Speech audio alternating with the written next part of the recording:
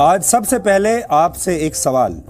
मान लीजिए मुश्किलों से घिरा हुआ कोई परेशान व्यक्ति आपके घर आकर आपसे कुछ दिनों के लिए आपके घर में शरण मांगे तो आप क्या करेंगे? अगर आप दयालु हैं, अच्छे इंसान हैं, तो आप उसे कुछ दिनों के लिए अपने घर में रहने की जगह दे देंगे। लेकिन इसके बाद अगर यही व्यक्ति धीरे धीरे आपके पूरे घर पर अपना कब्जा जमा ले और बाद में घर से बाहर निकलने से इनकार कर दे तो आप क्या करेंगे? हमें यकीन है आप ऐसे धोखेबाज और धूर्त व्यक्ति को अपने घर से निकालने के लिए पूरा जोर लगा देंगे, क्योंकि आपको अपने घर से और अपने परिवार से प्यार है। अब जरा ऐसे सोचिए कि अगर आपके घर की जगह आपका देश हो और आपके देश में पड़ोसी देश के कुछ लोग शरणार्थियों का लेबल लगाकर देश के संसाधनों पर ही कब्जा कर लें, वो संसाधन जिन पर आपका अधिकार है, आपके बच्चों, आपके परिवार का अधिकार है, अगर उन संसाधनों का इस्तेमाल कोई और करने लगे तो आप क्या करेंगे? तब आप इसका विरोध जरूर करेंगे, क्योंकि ये देश की सुरक्षा की बात है। लेकिन दुर्भाग्य से हमारे देश में ऐसा नहीं होता। हमारे देश में घुसपैठियों और शरणार्थियों के नाम पर बड़े बड़े वोट बैंक और भाषा की राजनीति की जाती है। मेरे पास एक किताब है।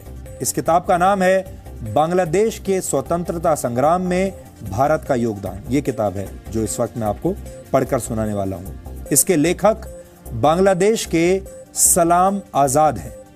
सलाम आजाद ने ये किताब भारत के लोगों को समर्पित की है। इस किताब में यह बताया गया है कि बांग्लादेश का निर्माण कैसे हुआ, क्यों हुआ, किन परिस्थितियों में हुआ और इसमें भारत का योगदान क्या है। जो इसके लेखक हैं सलाम आजाद, उन्होंने इस किताब में बांग्लादेश युद्ध में हिस्सा लेने वाले भारत के कई प्रमुख सैन्य अधिकारियों से बात की थी। सलाम आजाद ने उस वक्त भारत के कई केंद्रीय मंत्रियों से भी बात की और सलाम आजाद ने उन लोगों से भी बात की थी जो उस दौर में बांग्लादेश से आए शरणार्थियों के लिए काम कर रहे थे। यह किताब नेशनल बुक ट्रस्ट द्वारा प्रकाशित है, इसलिए विश्वसनीय है, आप इस पर विश्वास कर सकते हैं। इस किताब के पेज नंबर 146 पर एक लिस्ट छपी है जिसमें यह बताया गया है कि भारत के किस किस राज्य में कितने शरणार्थी थे। देखिए, अब मैं आपको वो लिस्ट बताता हूं।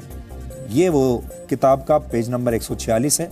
इसमें लिखा है 25 मार्च 1971 से भारत में 98,99,305 शरणार्थियों ने भारत में शरण ली।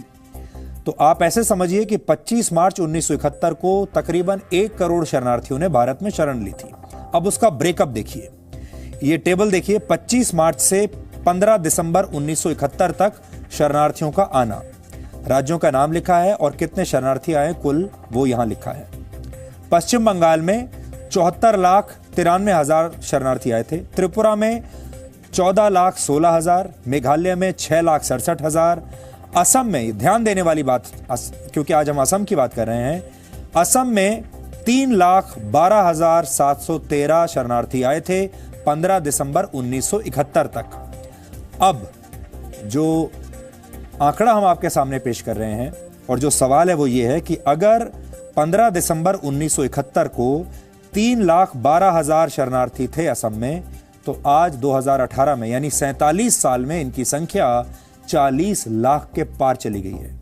इस आंकड़े के मुताबिक असम में 15 दिसंबर 2071 तक 3 लाख से ज्यादा बांग्लादेशी शरणार्थी मौजूद थे और आज जो फाइनल ड्राफ्ट आया है उसमें असम में रहने वाले 40 लाख लोगों के नाम नहीं है। ये आंकड़ा ये साबित करता है कि वर्ष 1971 का युद्ध खत्म होने के बाद भी असम में लगातार बांग्लादेश से घुसपैठ होती रही।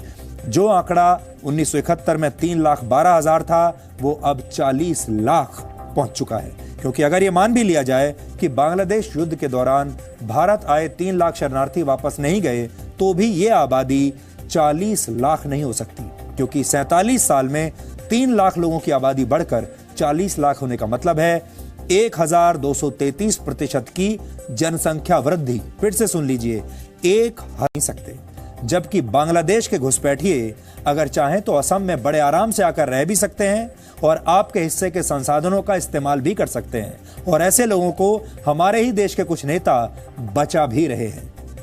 जम्मू कश्मीर में धारा 370 लागू है, जिसकी वजह से भारत के किसी दूसरे हिस्से का व्यक्ति जम्मू कश्मीर में नहीं बस सकता, वो वहां जमीन नहीं खरीद सकता और सरकारी नौकरी भी नहीं पा सकता।